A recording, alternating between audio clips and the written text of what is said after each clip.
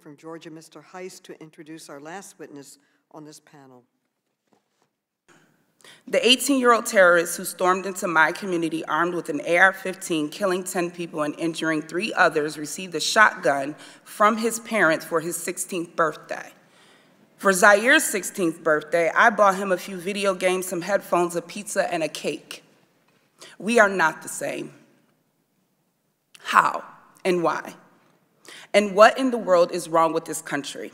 Children should not be armed with weapons. Parents who provide their children with guns should be held accountable. All human. That awful day that will now be a part of the history. Lawmakers who continuously allow these mass shootings to continue by not passing stricter gun laws should be voted out. To the lawmakers who feel that we do not need stricter gun laws, let me paint a picture for you. My son, Zaire, has a hole in the right side of his neck, 2 on his back, and another on his left leg, caused by an exploding bullet from an AR-15. As I clean his wounds, I can feel pieces of that bullet in his back. Shrapnel will be left inside of his body for the rest of his life. Now I want you to picture that exact scenario for one of your children. This should not be your story or mine.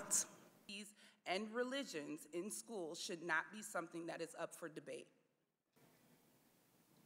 As an elected official, it is your duty to draft legislation that protects Zaire and all of the children and citizens in this country.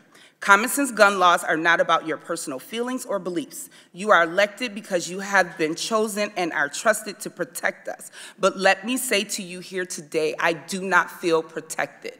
Aaron Salter, Andre McNeil, Marcus Morrison, and Roberta Drury. I promise that no citizen needs an AR-15. These weapons are designed to do the most harm in the least amount of time. And on Saturday, May 14th, it took a domestic terrorist just 2 minutes to shoot and kill 10 people and injure 3 others.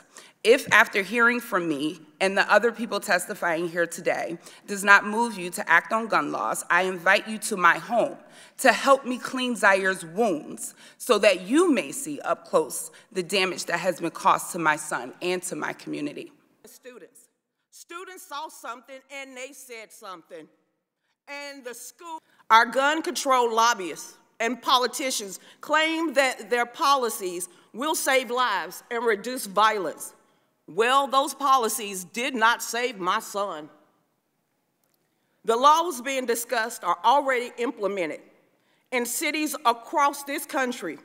We have decades of evidence proving they do not work.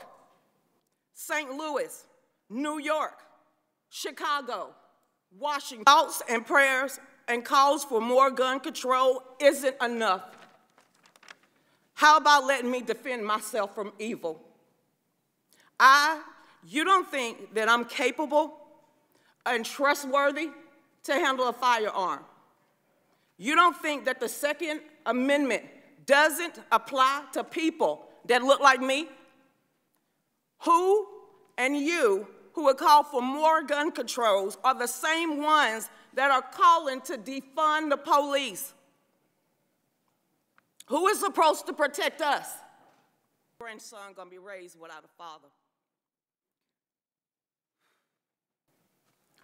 We must prepare to be our own first responders to protect ourselves and our loved ones. I am a legal, law-abiding citizen, and I don't need the government to save me. I teach people how to use a firearm. I empower others to look at me to understand the Second Amendment is their right. We support the Safe Student Act, H.R. 7415. I am a proud member of the DC Project, Women for Gun Rights. We believe that education is the key to safety, not ineffective legislation. We support meaningful solutions